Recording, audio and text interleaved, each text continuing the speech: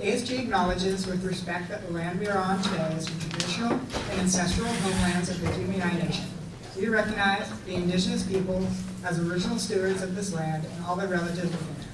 As these words of acknowledgement are spoken and heard, the ties nations have to their traditional homelands are renewed and reaffirmed.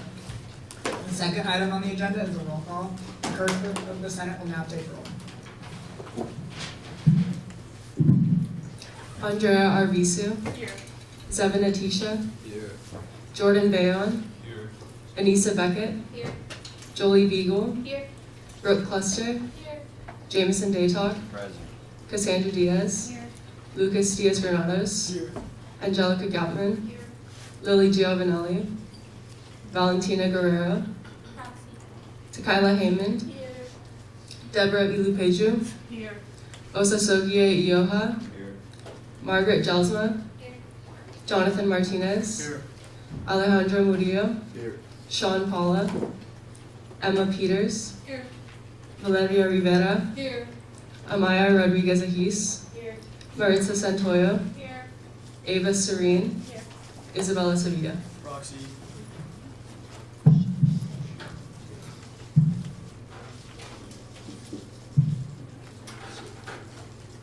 Our third order of business is the approval of the agenda. Is there a motion on the floor to approve today's agenda?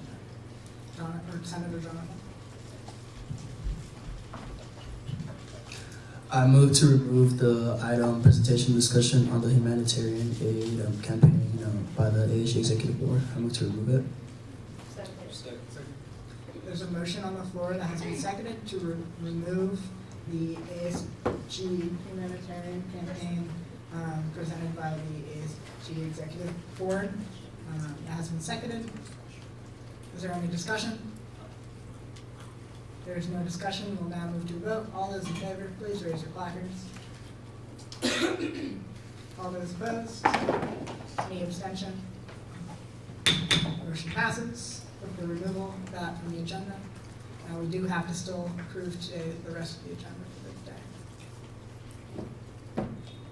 Senator Oza. I move to approve today's agenda. Second.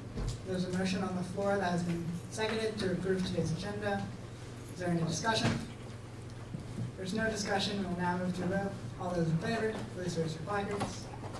All those opposed? Any abstentions? Motion passes with the approval of the agenda. The next item on the agenda is the approval of the minutes from last Senate meeting. Is there any motion on the floor? The Academics Committee Chair. I move to approve the minutes from October 26, 2023. There's a motion on the floor that has been seconded to approve last week's Senate minutes. Is there any discussion? If there's no discussion, we'll now move to vote. All those in favor, please raise your placards. All those opposed?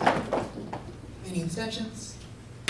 Motion passes to approve last week's Senate minutes. The next item on the agenda is report from the Speaker of the Senate. Hey y'all, I hope y'all are having a fantastic Thursday. It's our 6th Senate meeting. FYI, applications for the 4 vacancies are still open, so please tell your friends and your constituents to apply for the vacancies if they're interested. I would encourage y'all to try to get someone to apply. They're really fun. I hope y'all are having an amazing time, so just tell them. Next week, Raul from ITS Services is coming to Senate, so please make sure you fill out that Google Doc I sent out to all of y'all by Monday, so I can have that prepped and so we're all ready for it for Senate, because a lot of his topics are going to be like a discussion-based time, so I would like all of y'all to be ready for a discussion about how to better improve ITS interface with us, like the portal and the app. And then make sure y'all are going out to your constituencies before Senate and discussing. We're officially 6 weeks in, so your ideas for things y'all want to do should already be formed, and hopefully y'all are moving more into steps of taking action. And then let Senate lead team know if you want any specific topic or speaker to come to Senate for this semester, or even for the rest of this semester. The health and wellness coordinator just did a great job of telling me a couple things. And then also make sure you email just me, Lily, and Cece so we can make sure we note it and like, write it down. And then please make sure y'all are attending other senators' tabling events, just showing support, whether or not it's like you're there just going for fun or if you're helping out. They usually always need help. So please make sure y'all are going out and helping each other. And then yet again, I know I discussed this last week, but 4 of your 6 office hours need to occur in the ASG office space now. I know I approved some of y'all to have longer time out, but just make sure like you have 4 consistent office hours within the ASG office space.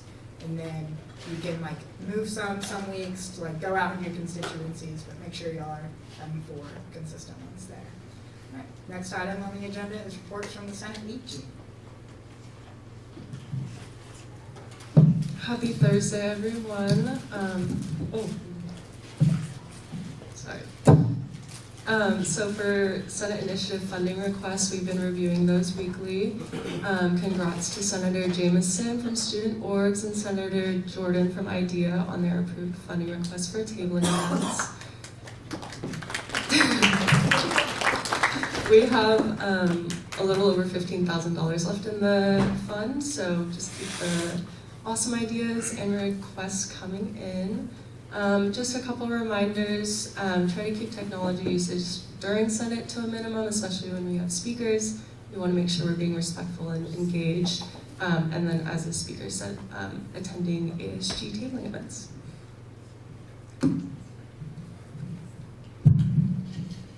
Next item on the agenda is reports from committee chairs and coordinators. Hi everyone, happy Thursday, and it's November, so yay. My committee has actually been very productive. They're making me so proud. So tabling event is going to be November 14th. We're hoping to submit a funding request for that and having some like fall kind of vibey things, so apple cider, etc. As far as like initiatives and everything goes, we're all doing a lot of research and having a lot of meetings. So I listed those all up there. You can read those and catch up on them later, but they're all really good. And then our first grants meeting is next Friday, so I believe applications close on the 3rd. So please keep telling people to apply for them. We don't have a ton of applications yet. Usually they pull in last minute, so yeah. Hi all, we approved more orgs today. We have more orgs to approve. Later today, Senator Andrea will be presenting the old and new student orgs, so please be kind and hear her out. We are also hosting a tabling event November the 15th. It's really, really fun. It's going to be great. I will reveal more details next Senate. Just your little reminder, Val thinks you're awesome, so you should too. And then just a little meme right there on how I'm feeling, because my birthday's coming up and I want to stay young forever. So yeah, thank you. Hello everyone, happy Senate. It's Native American History Month, now that it's November. 5 distinguishable American Indian groups that are present in the San Diego County. At the time of the Spanish contact were the Luiseno, the Cahuilla, Cupeno, the Kumeyaay, and the Northern Viegueño. So I thought that would be interesting for you all to know. And then I listed some links that the USD website has resources on about the chronology of the indigenous peoples of San Diego County and the Indian reservations in San Diego County. I think it would be really good for us to engage in that and maybe be knowledgeable in some of these areas so that we can continue to go beyond the land acknowledgement. So just keep that in mind, and if you want to visit those sites, they're available to you there. They're pretty interesting. The chronology one was interesting with all the San Diego history and all of that. So yeah, hopefully you guys can check that out, or you all can check that out. Senator Jordan Bayon, like Cece mentioned, was funded in full for his initiative request. Yay! The event is now named Build a Bag, so that'll be fun and cute. Thanks to Kyle for the name. And then the donation period will stay from 11/6, but now the tabling event will be happening a day later on the 15th. That will be 1:30 to 3:30, and we will need volunteers, so Jordan will be sending out a spreadsheet or a Google form please consider helping if you are able to. And then I have resources to share with you all regarding Israel and Palestine. There is at the top a flyer of a talk that will happen, and we'll talk a lot more about that history. I also have a class that's Women in Islam and Confucianism, and my professor took an entirety of a week in explaining the history and doing some more, and giving me some resources to share with you all, so I will, I'm almost done compiling those up. And then it is Day of the Dead. Today, so my quote of the day is, if you can remember me, I'll always be with you. Thank you. Hi all, happy Senate and happy November. We're looking forward to our tabling event next Wednesday on November 8th. Shout out to Senators Ava and Alejandro for planning that. Our grocery lift codes are live and available every Sunday, so please share that with your constituents. We are also working on lift codes to the airport for Thanksgiving, so more on that coming up. Looking forward to seeing all the ASG members at upcoming tabling events, and as always, please reach out with any questions or ideas. Hello everyone, thank you to those who came to the event last week. It made a really great turnout from the student body. Special shout out for the Sustainability Coordinator Margaret and Senator Alejandro for helping me table, so thank you guys. Currently working on a tabling event for Saturday the 11th for senior day at the football game.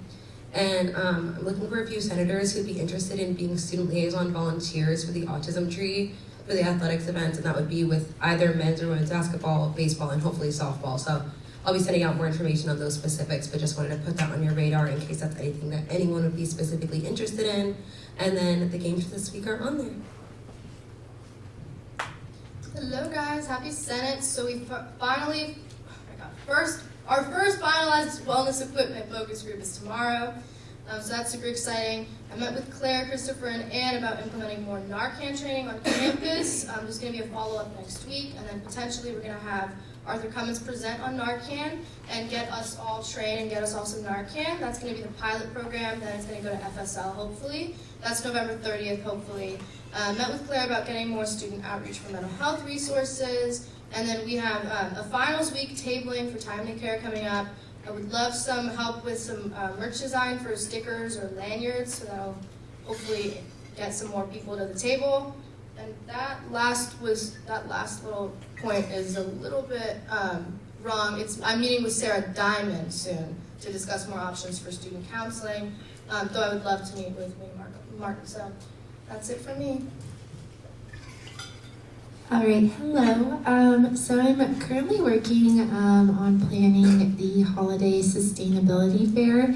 I'm super excited because this year is focused on actionable giving. So it's giving students opportunities to work with organizations both on campus and off campus around San Diego that focus on environmental protection and restoration. So I've been reaching out to a lot of organizations this week to get them to come and represent their philanthropies. And so we need all the help that we can get for promoting this event. So please tell constituents about it, and once you see some flyers circulate on Instagram, please share them. And then Surfrider is hosting an all USD sports beach cleanup this Saturday from 10:30 to 12 at Fiesta Island. And some good news, an emperor penguin chick was hatched at SeaWorld, and that's a picture of her. Thank you all, committee chairs and coordinators. The next item on the agenda is reports from the executive. Happy Senate to you all, November Senate. On Monday, I met with a constituent about some concerns connected with the student, and then I connected them with the student life committee chair, and that was a very good meeting in terms of connection. And then I have been in communication with the presidents of SESU, UCSD, Point Loma, and CSU San Marcos, and we're planning postponement of the summit for this December.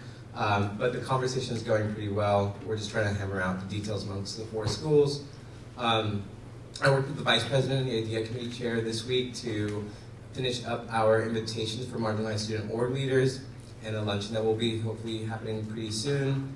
On Wednesday, I grabbed coffee with the chair of the strategic planning committee, and we came up with some good ideas about what USD can really look like in the future. Really looking to anchor it here in the community and how we can best support the larger community at large. And on Friday, tomorrow, I'll be meeting with ITS and Claire Gosen to finalize the lift codes to be sent out. And that's a picture from Surfaces. Thank you to TBB for putting on a great concert. And then again, any questions, please feel free to reach out to me. And then I'll be reading for the Vice President. So she says, hi everyone, she's currently attending the University Senate. She says, undergraduate research grant applications close tomorrow at midnight. I had a meeting with Regina Gong and Senator Isabella yesterday to discuss BibliU initiative. And again, if you have any questions, please feel free to reach out to her at ASG Vice President. Thank you.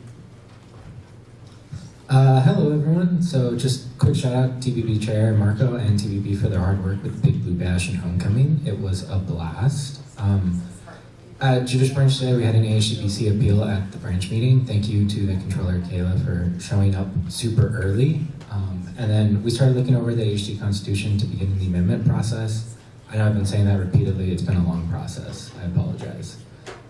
Jewish Branch tabling event is finalized. We're just trying to get our word out there, promote who we are, especially after we found out no one really knows what we do. So we're just trying to promote ourselves on campus. If you want to help, it'll be November 28th during dead hours. And then I'm presenting the Judicial Branch bylaw amendments today. Please go easy on me. And then also just a fun little fact that the history nerd stuff over there, Rose Bird, the first female Chief Justice of California, was born this day in 1936. Hi everyone, happy Senate. Thank you so much to everyone who came out to the Big Blue Bash this past Friday. It was so much fun, so thank you, and thanks to everyone who stopped by to our booth, stopped by our booth at Homecoming as well. It was a lot of fun. This past week, I attended the 75th Annual Steering Committee meeting, which is pretty much the planning committee for the 75th anniversary of the school. It was a lot of fun, so lots of fun events coming up next year. TBB is also hiring, starting in a couple of weeks, so if you have any friends that would be interested in joining TBB, we're going to be hiring some event coordinators. So yeah, I'll keep you all posted on that. And then the ticket drop for California Adventure is this Friday, so keep an eye out for that if you want tickets. Those usually sell out in like literally 1 minute, so be on top of that if you want to go. Upcoming events, we have Autumn Fest, California Adventure, as I said, Winter Wonderland, and De-Stress. Thank you. Hi all, happy Senate. Great job Marco and TBB for planning an awesome concert. I was there for a little bit and it was really cool. Continue working on getting involved requests and working on ASG logo use specifically for student organizations with John and Chief Justice. And just some ASGBC updates. We've allocated around $94,000 to date, and that's around 153 requests. If you have any questions, you can reach out to my email right there. Hi, I'm going to be reading the public relations chair. She says, happy Thursday, I'm at Media Day for Cheer. Reminder to submit your marketing request forms a week in advance. The link is in her slides. There are vacant senator positions, as the speaker said earlier, so tell your constituents about the open positions. They close on Friday the 3rd at midnight, as well as academic research grants, which also close on Friday. The BibliU program is posted, so please repost and tell your constituents. The monthly ASG email will be sent out, which includes updates from all 4 branches. And as always, you can follow the socials, the Instagram and TikTok, and email her at Public Relations. And this is me, so happy Senate to you all. Just a reminder to keep the office clean. This is our shared space, so it gets very messy very fast. As well as updating the shared Google Calendar. I see a lot of you are making like tabling events and meeting times, so you all have access to invite everyone in Senate to those, so everyone can get additional updates of like when those will be besides just announcing it here at Senate. As well as keeping your office hours logs up to date. Those are due every Sunday, so that is here in my slides, as well as you can look in the emails. Things I've done this week is I met with Mary Whalen to discuss the next steps to purchasing furniture for the ASG office. As I said last week, I had a notes which was sent to all the chairs, as well as TVP chairs and judicial branch, and hopefully the chairs talk to you during your meetings. Those are due by tonight. If you have anything else you want to wish to add to that, if you want to see it again, please get in contact with your chairs. As well, if you have any suggestions for future bondings or the holiday party, you can fill out that Google form. And thank you. Thank you to the executive board. The next item on the agenda is new business with the presentation and discussion on campus assault resource and education. Presentation updates by Megan Martin. Thank you.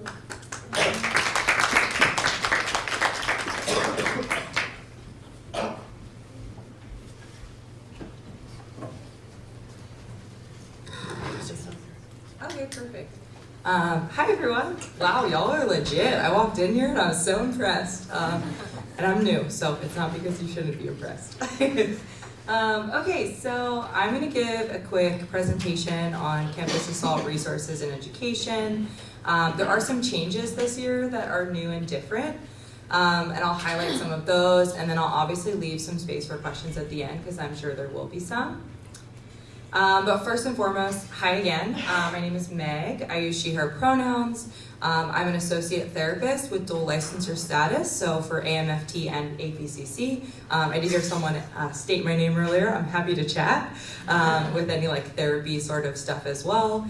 I will carry both under the care department specifically, and I'm a wellness employee as well, so I do work with the counseling center really closely. So yeah, happy to chat about any of those things as well if y'all are interested. So first and foremost, wanting to just like provide the context of care and what traditionally the populations that we serve. And the two would be under sexual violence and relationship violence, but first just highlighting the key pieces of sexual violence here. So any type or unwanted contact of any sexual nature without a person's consent. These can be under the conditions of force, threats, manipulation, or pressure. Sexual assault can be done by anyone, friends, family, partners, strangers, etc., etc.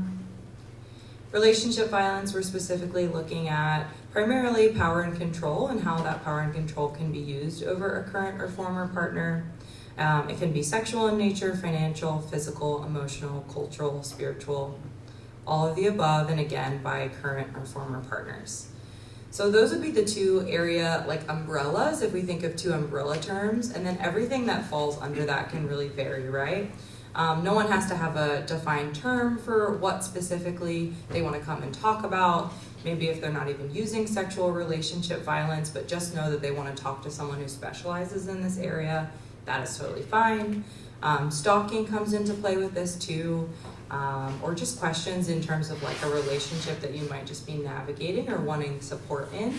My office is open for all of that. And how that specifically looks like and changes, we'll talk about in a moment, but a lot of this can show up through that exploration space. So folks don't have like an agenda or necessarily like, I want this support. You don't have to come in with any of that. It can just be if someone just wants to talk about what has just happened to them or something in the past, or again, like a relationship dynamic or struggle that they're going through. And a lot of that is through my counseling practice, being able to like advocate and support and empower students to overcome those challenges they might be facing. Providing information and guidance. So as you can probably imagine, and maybe I might be speaking to folks who've had experience in this, but if you haven't, there's a lot of different things that can happen and either need to happen immediately or down the line if you've experienced anything like this. So kind of navigating some of the availabilities that we have on campus and off campus in the San Diego region as well, and guiding folks to be able to have access to all of the possible options that they can want or need. Facilitating or even just explaining what a reporting process can look like. Those things can be reporting through Title IX, through student conduct, off campus, maybe through SDPD, whatever the case is, whatever folks want to, even just outlining what that could look like or what the elements that have to occur in order for that to happen. Supporting with accommodation, I'll say this is probably the like biggest area that folks often come in for. Traditionally, as you can probably imagine, if you're going through something like this, it might be one of the most difficult things you've ever been through. So being able to support either academically or through housing accommodation can be what most folks come in for. So being able to either receive grace or extensions or just letting the faculty know without having to just completely disclose themselves, I can be that advocate for the student that comes in.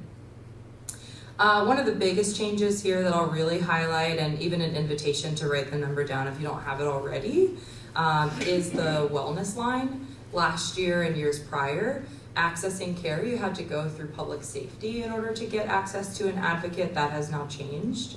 You go through the counseling center, and this is a 24/7 number that is listed right there. So that's probably the biggest change that you'll see, is that that access point is different. And I'll share that now it's even a more robust team that we had before. If you've been here before me, so pre-August, you're probably maybe used to seeing the folks to the left of my name. Those folks are going to be acting in a support role for myself. As you can imagine, I'm one person and we're still a pretty big university. So having a team there to be able to maybe gain support when maybe I'm meeting with a student or connecting with someone else, there's these additional folks that are here and that are now all confidential as well. So previously, if you've ever met with Erin or Sarah, they were private resources and now they're fully confidential resources. So what that means is that you can go to them with the same privacy that you would have if you were coming to me, if you wanted to speak with someone specifically. So how does this look in real time, or what is the messaging that we're giving to students and what you could even deliver to students as well? First and foremost, talking with someone in general about any sort of violence is totally optional. It is really up to the person to have that choice. And then from there, they have the choice to decide who exactly they want to talk to. So when we talk about confidential resources, we're specifically talking about information staying with the person you're talking to. So similar to a counseling space, because I am a counselor, the limitations apply. So everything can remain confidential unless it pertains to harming self or others. Then it's just about getting other support and access.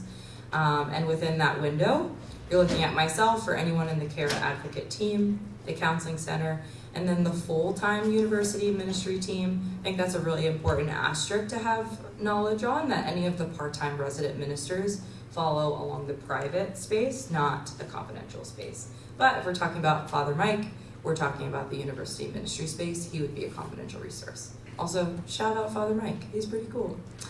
Private resources, we're looking at public safety and then Title IX. Again, if you've seen, this is probably the traditional USD thing that folks can go up but not out. Those are the private resources we're talking about. And then there's off-campus resources. The company that is listed below is a nonprofit that I actually came from. It's the local rape crisis center here in San Diego, Center for Community Solutions. So that's where my background is from and where I'm coming from, and an additional option for folks to get access. I know I'm going really fast because there's a lot and I just want to make sure that y'all know it and that there's space for questions, but this is just another visual that you're welcome to use or print out with separating the differences between confidential, private, and off-campus. So maybe before we go to that, just acknowledging that this is a big shift and change, and maybe something that I can even ask of y'all as kind of a messaging on behalf of myself is kind of changing and administering that out to the general student population, that there are confidential resources now. A lot of my work over the fall has been trying to demystify that, and if even now you're like, oh, I still didn't know, well that's why I'm here, to be able to deliver that message so that folks really truly have the option to decide what they want to do, instead of just being told by the university or having to go directly to a university employee who is going to be a mandated reporter, giving them the option to really decide what that looks like. So that is my call to action here, if I'm allowed to give that during this time. Things that I just wanted to offer as kind of guidance. Y'all are probably lovely people, which is why you're in the positions that you're in, but just to like explicitly say it, it's really important to support survivors by providing lots of option and choice and safety, and what that can look like is through really intentional trauma-informed responses. So I just wanted to share a couple of options in case someone does disclose to any of y'all. Here are some things that you can be invited to think about when you're talking with folks. Acknowledging that what the student is experiencing is really difficult. I hear you, that you're really hurt now. Thanking them for their willingness to share. I appreciate you sharing with me. Expressing that care and concern, like I want to get you to the right person to be able to get that support. And focusing really intentionally on listening rather than fixing. And then showing them what those avenues look like. So Obviously, I'm not going to tell you all what to say. You can take this and run with it with whatever flair you have, but some additional trauma-informed responses can look like the ones that are listed here, again with your own spin that you're welcome to use. So, just going to offer some space for questions, maybe in the difference of status and what it looks like in real time. The clerk of the Senate. Hi, thank you so much for presenting. This is a super important topic to have on campus. My question is, I've seen on in other universities, they have resources such as confidential, almost like group counseling. I'm not sure if that's the correct term to use. Is there something of that nature here at USD, or are there any plans to implement something like that? That's a great question. It's something that I'm personally really passionate about. Group therapy is just a lot of what my background is personally. I'm also a surfer, so I do a lot of like surf therapy as well. It's something that I'm definitely advocating for, but again, waiting to see kind of if there is student interest. So if you do know, and maybe as a part of the student government that folks are interested in that, I'd be happy to continue to advocate for that. And yeah, with y'all's support, maybe it could happen. ASG President.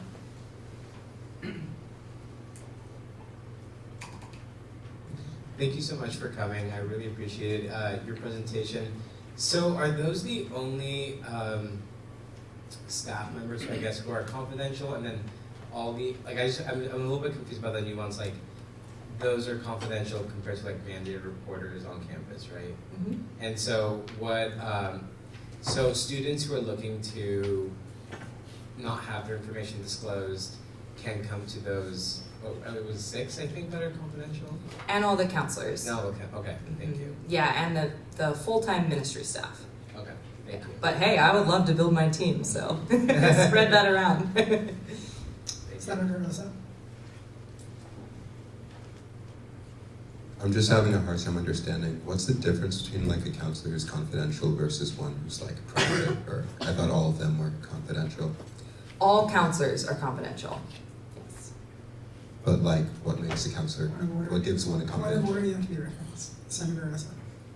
What gives a counselor confidential status versus one who doesn't? A counselor specifically, like at the counseling center? Yes. All counselors at the counseling center are confidential. I don't know if I'm sorry if I'm not understanding the question. Maybe I just didn't understand you. Thank you. Yeah, of course. Student life commission.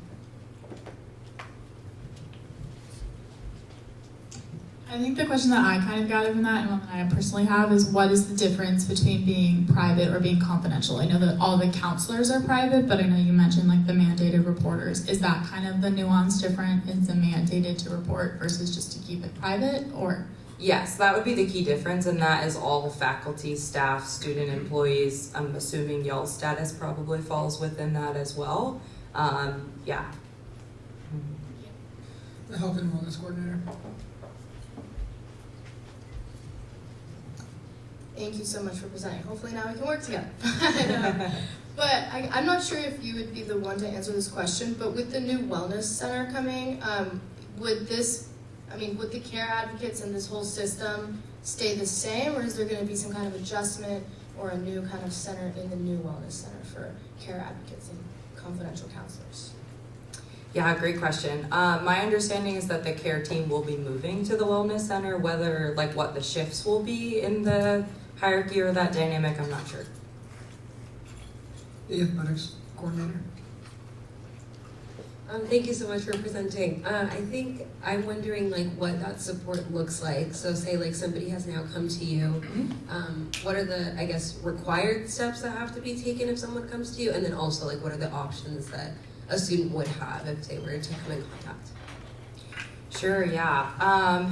As for required steps, there really isn't any, especially if they come directly to me.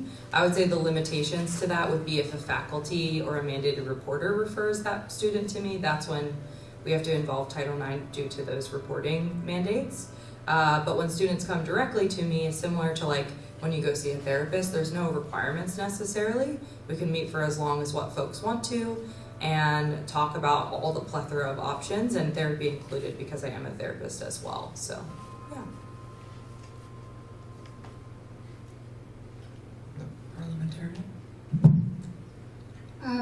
I know that on campus there are a couple of different training programs. Could you speak more about the ones that are being offered and when those are? So if we'd like to attend, we can know. Yeah, great question. Probably the biggest one is the Violence Prevention Certificate, and that's offered through Sarah Diamond, who's the Associate Director for Prevention and Education. She's housed within SWIP as well.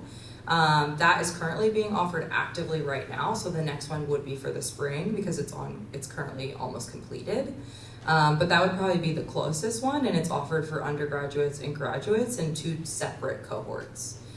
We are hoping to allow that to be open a little bit more to just create more space, but for right now, that's how it's offered.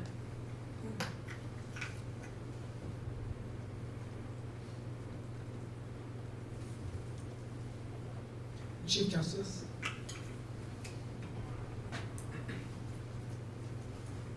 Thank you very much for coming. I just had a quick question, especially since it related to one of our exec goals. Is care, as I try to word this, is there a specific resource that students with special needs or disabilities who feel like maybe a normal counselor is not adequately adept to handle their disability? Is there a place where they can go to get more direct access to that sort of care? Would those folks directly be associated with violence specifically, or just with like disability considerations? Chief Justice. More so I was thinking in case like they come to care for any specific reason, but then they feel like because of the special needs or disabilities that whoever they're talking to might not understand more so what they need in that given respect. Yeah, thank you so much for clarifying. Yeah, I would say most likely it would be some sort of like release of information to also be working specifically with the DLDRC. But I can confirm, like within my own experience, that I've received a certification in order to meet that need, because I do understand that there's a lot of populations that are severely impacted by these specific topics, primarily folks with disabilities in addition to people of color. So yeah, having a good amount of training for myself to feel like I can, and knowing the outside resources in case I can't, and within my own limitations. Thank you for asking. Clerk of the Senate. Kind of going off of the previous question, are the care advocates and counselors also like well equipped to, sorry, I'm not thinking my words, to help students that may come to you who are members of the LGBTQ community as well? Yeah, definitely. I can confirm for sure that 4 of our care advocates are safe space ally trainers, and then 2 of us are rainbow educators as well, myself included. Good question.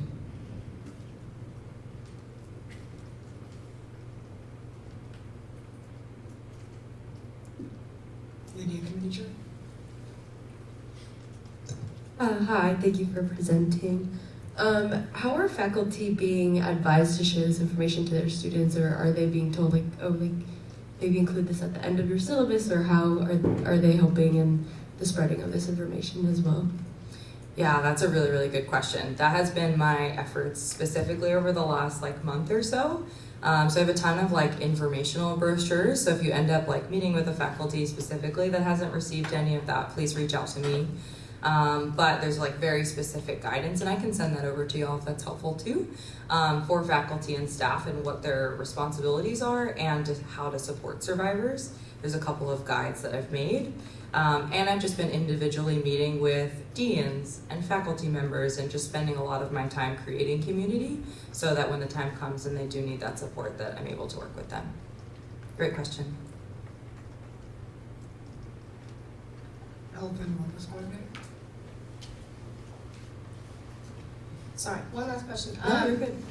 So I'm just looking at the You Have Options brochure. So for the care advocates, if somebody was to get a care advocate, they would have to go through the counseling center, right? Yes, or they can show up at the Center for Health and Wellness Promotion, 9 to 5. There's always going to be someone that's available, either myself or one of the other counselors that are on call. Health and Wellness Coordinator. Okay, so they don't have to wait. I mean, I know the counseling center has like long waits. I know if you want to schedule an appointment, it can take like a week. So the care advocates, you don't have to do that whole like waiting line. No, so even if you were to call, what we're promising response time is within the hour that an advocate's gonna reach out to you. The athletics coordinator. And what do those resources look like outside of the 9 to 5 hours? Like, say this has happened like at 1 o'clock in the morning. Like, is there a resource for students in the middle of the night?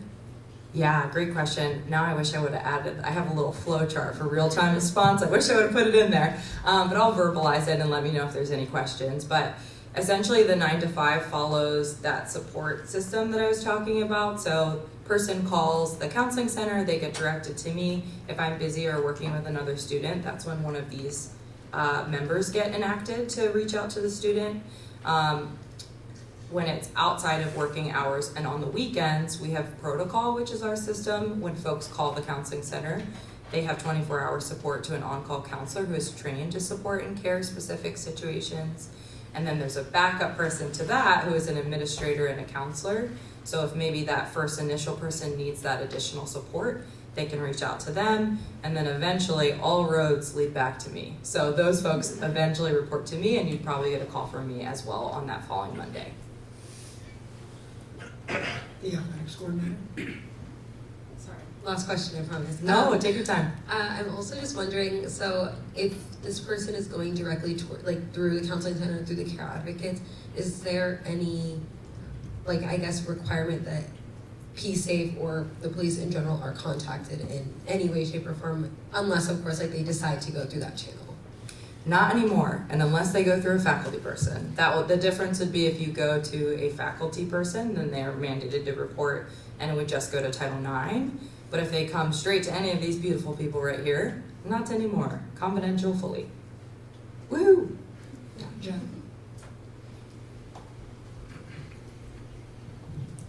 Megan, I know you've brushed upon this a few times. I think it would be really helpful to clarify what a mandated reporter does and then how that is compared to what these confidential care advocates do. Because I know you've talked about it here and there, but I think that would be helpful for them. I don't know if everyone knows what a mandated reporter is, so that would be helpful. Totally, thank you again.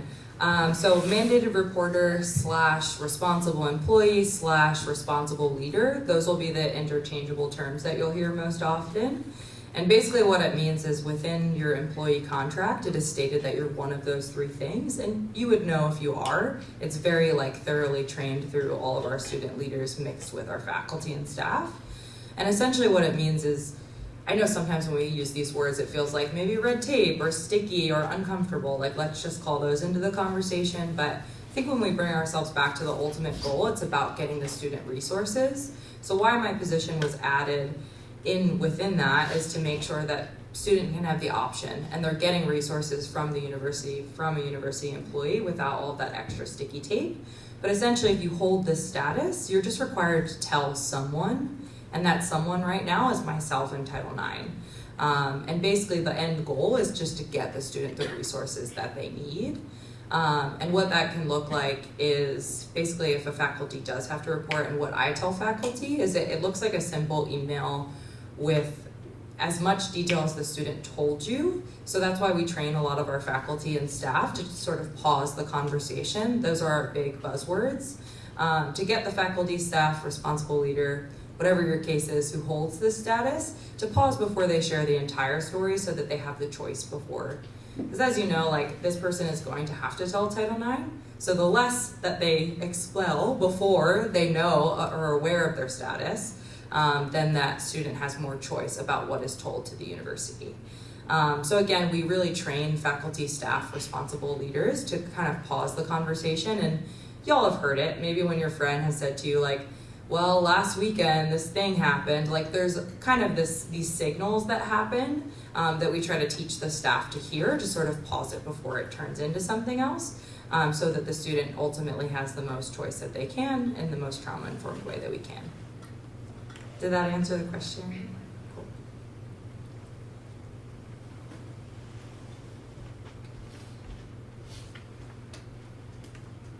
Clark in the Senate. Okay, my last question. Are the resources that students have access to, do they all disclose whether or not they are mandated reporters? Yeah, we did a very thorough training throughout August and September for teaching them how to pause the conversation and disclose their status. Because the status doesn't leave no matter what space they're in, they carry that status throughout. Thank you for asking. The idea committee chair? How is your care support team, or like how is it able to expand? Like what would be the training, or I guess how do you get to be a care supporter? If that makes sense. Like for faculty? Yeah. So previously, I guess to kind of backpedal to what it was before I got here, it started out of the Women's Commons, this care program, specifically with Erin, who's right here. She's been a mentor of sorts for me because she started this program. And what it looked like was a volunteer basis in which any staff or faculty could come and be trained up. So through, I believe it was a 4-hour training that's pretty extensive, teaching about all of the different like local resources, trauma-informed responses, what these sort of things look like, the identities in which may be most affected, et cetera, et cetera. And faculty and staff were able to just sign up and go through a vetting process to become this. For right now, at least over this next year into 2024, we'll be holding this model and not bringing any faculty or staff newly added to it. And for students, that goes the same as well. The closest like student option, if folks wanted to get involved, would be through RSVP, which is done through Sarah Diamond. And that program is about teaching other students or classrooms on campus about sexual and relationship violence.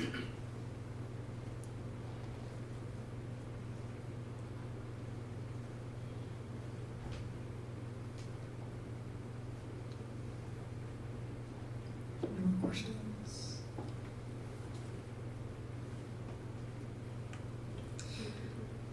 One more. Sorry. Senator Lucas? This is kind of a random question, but does CARE present to freshmen during orientation? Yes, I did through Be Well and all of the third week check-ins and everything. CARE was So you get this represented. info. All right, thank you.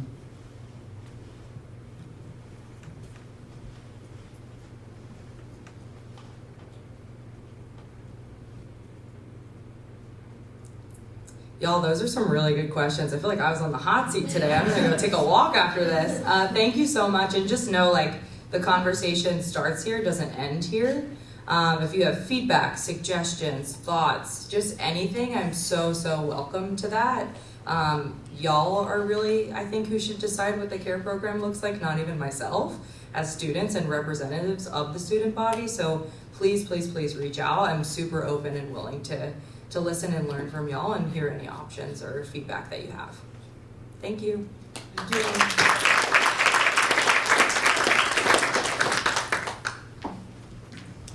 Next item on the agenda is a presentation and vote on new and returning student organizations.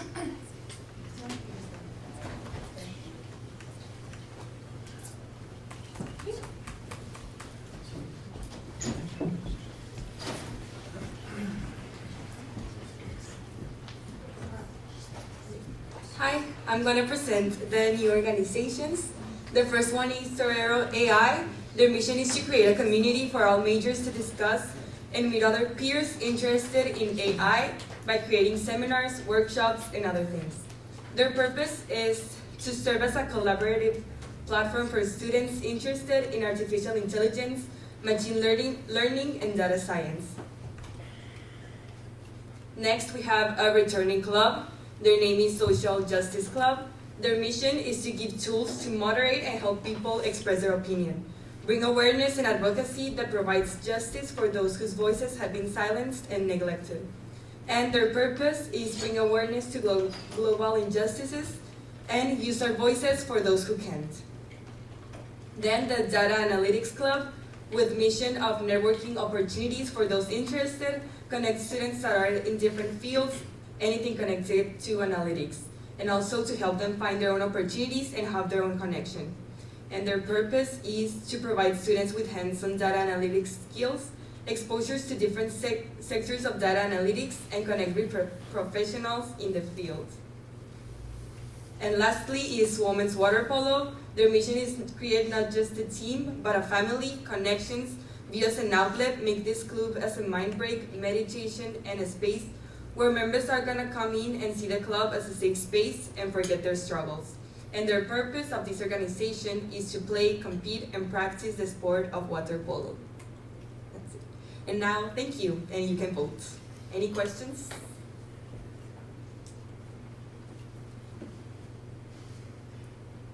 Senator Shaw.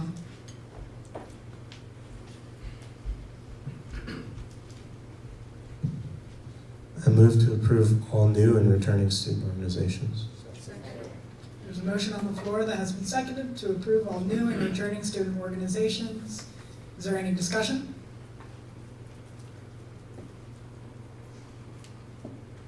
There is no discussion. We'll now move to a vote. All those in favor, please raise your placards. All those opposed? Any abstentions?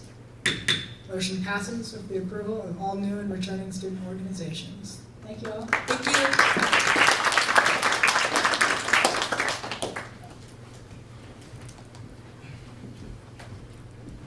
The next item on the agenda is a presentation of the judicial branch bylaw amendments by the Chief Justice.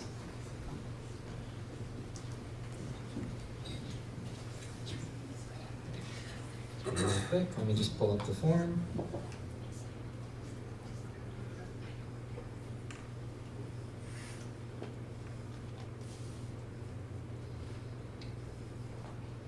All right. So quick overview for those of you who are new to Senate. So the process for amending any bylaws is that any member who's in student government, but specifically judicial branch, overlooked. Oh, okay, sorry. I don't know. Let me see if I can make it bigger for you. Sorry. I don't use Mac very often. I apologize. Here we go. Is that good? Is that good? Okay. Sorry about that. So as I was saying, judicial branch oversees the amendment process for any ASG bylaws and the Constitution. In this specific instance, this was something that the judicial branch from last year got started and then we never finished just due to running out of time. So judicial branch this year decided to start off with our own bylaws to finish it out and give everyone who was new to the team the experience of going through the amendment process. So there's just various comments and notes made throughout. A lot of it is nuance and just making sure that it's up to date and that things are consistent. We had a lot of like small things where like bylaw was spelled like 3 or 4 different ways throughout the document. So there's various things like that. We also just kept the language to make sure that it was consistent and that it was up to every other document that you can find. For example, changing from judiciary to judicial branch, because that's how we're actually marketed and that's the name.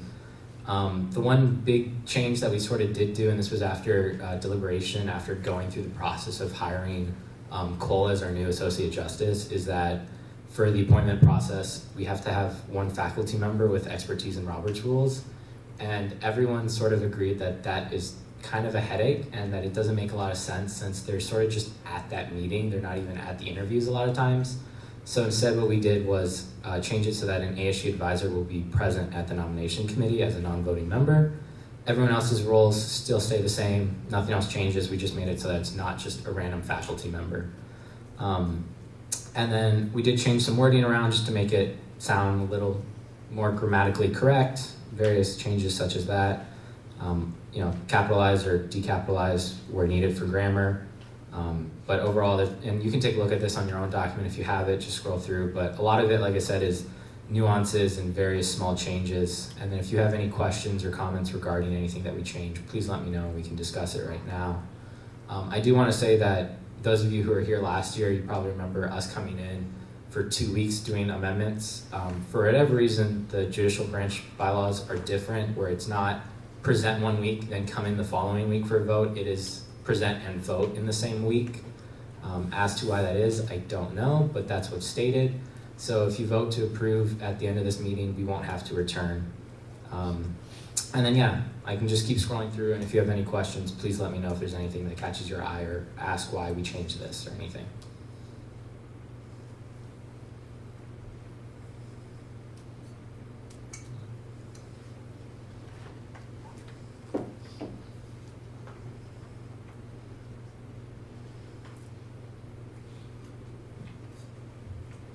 like I said, there's just a lot of like nuance edits, so I apologize. I'm just scrolling through it because there's not a lot of big changes.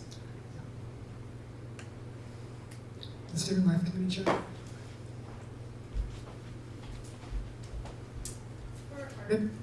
For Article 5, hearing procedures, what do you mean by need to be updated and institutionalized?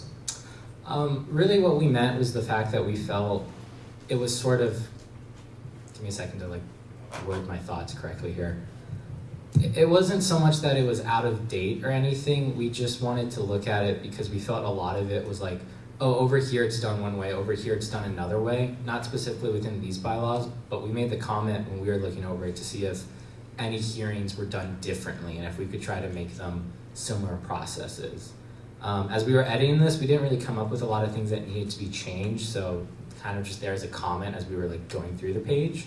But it was just a offhand thought that we had that we remember some things work slightly differently, so was there a way to try and make them work as similar as possible?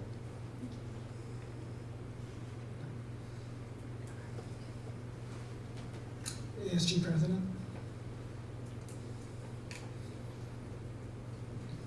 For the for the selection of the section of the significant change there for the selection, my question is, because this process is also outlined in the Constitution, doesn't the Constitution take precedence and we can't change something without amending the Constitution first? We thought about that and we deliberated on that. And what we came to the conclusion of is, since we are trying to amend the Constitution, and this is something that we wanted to address, that in our constitutional amendments, it would be something that we changed and addressed. Clearly, for those of you who don't know, the Constitution trumps the bylaws, so if there's anything that's different in here than what's in the Constitution is what's to go by. So if we change this and then we don't end up changing the Constitution, it would be, I guess, a little confusing for anyone who sees it for the next, however long it takes for the Constitution to get amended. But our thought process was, because we were looking at this and looking at the Constitution, that we wanted to get it down and we wanted to start the process of getting to a more streamlined process. So our intent is to change the Constitution.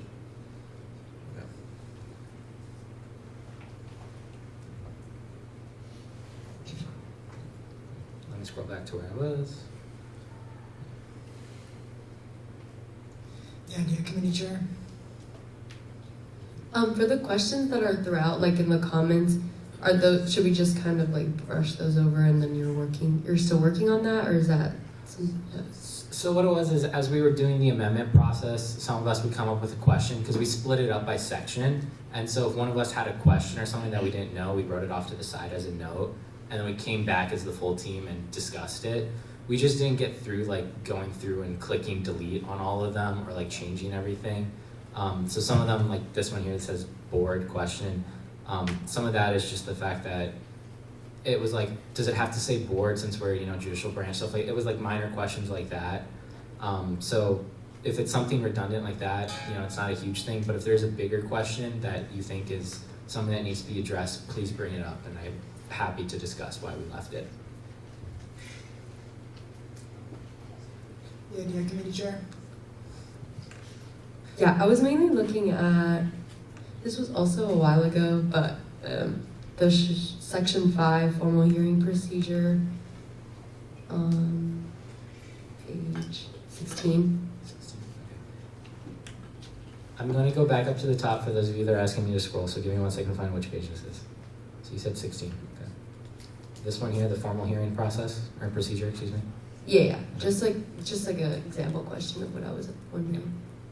Yes, so that was something that we did discuss when we met back up as a branch. And again, this was because the document that's being put up here is literally as we were working on it, this is what it ended up looking like. So a lot of it is collection of thoughts, collection of ideas, stuff like that. So it's not necessarily, oh, this is something else that then also needs to be addressed in the future. It just was our thoughts literally being added to it as we were amending it. Student Life Committee Chair. Looking again at that hearing procedure, I know that you mentioned the restorative and educational aspect. Is there any communication between the judicial branch and our Office of Restorative Justice Practices? Personally, as my time on the court, we've never had to send my time on the branch, we've never had to send someone to hold one of those meetings. but we do have the ability to do so if we felt it was an adequate response to an issue. It's just never been something that has actually seen done yet, but it is possible. The finance chair.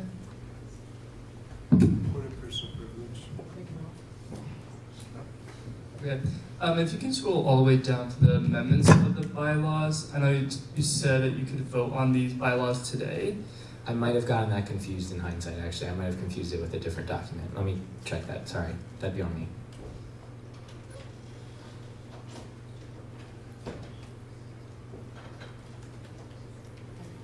Yeah. So, in other bylaws, it mentions that it must be presented to Senate and then be left up for a certain period of days and then voted on. What I was referring to is here, it doesn't say that must be posted for a period of days. So we can certainly give you guys time if we want to come back within a week or whatever period of time it is. But unlike other ones, it's not a requirement on these bylaw amendments. The finance chair.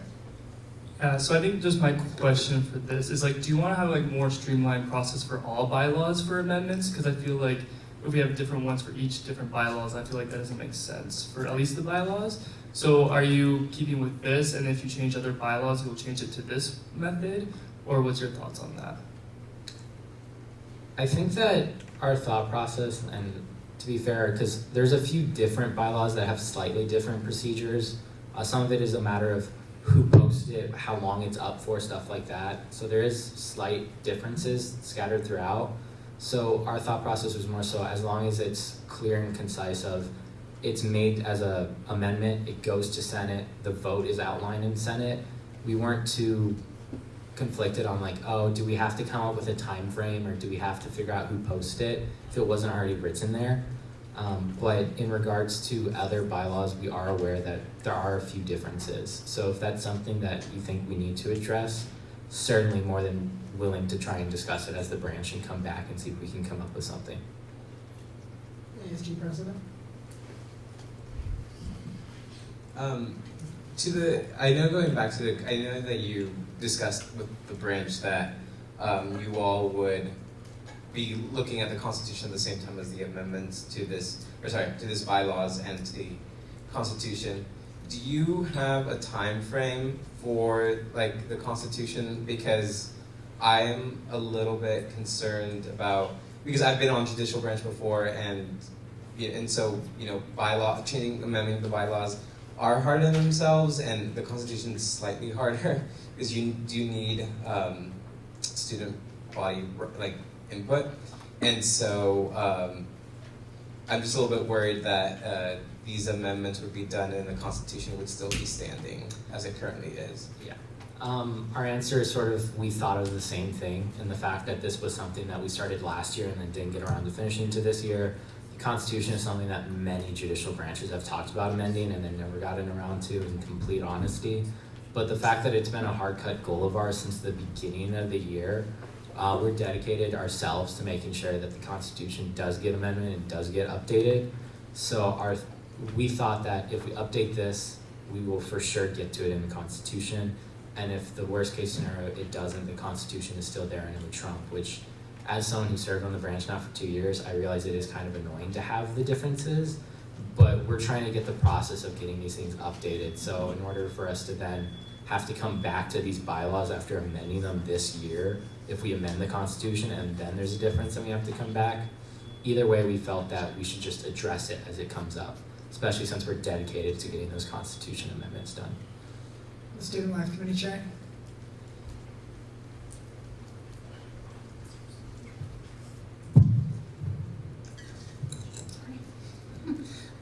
I move to approve the amendments to the judicial bylaws. There's a motion on the floor that has been seconded to approve the judicial branch bylaw amendments. Is there any discussion? Remember, try to vote if you feel like they should be approved or not, based off your knowledge. Also, don't vote if you feel like you don't have, if you didn't look over them in this time. Abstain. There's no discussion, we'll now move to vote. All those in favor, please raise your placards. All those opposed? Any abstentions? Motion passes to approve the judicial branch bylaw amendments.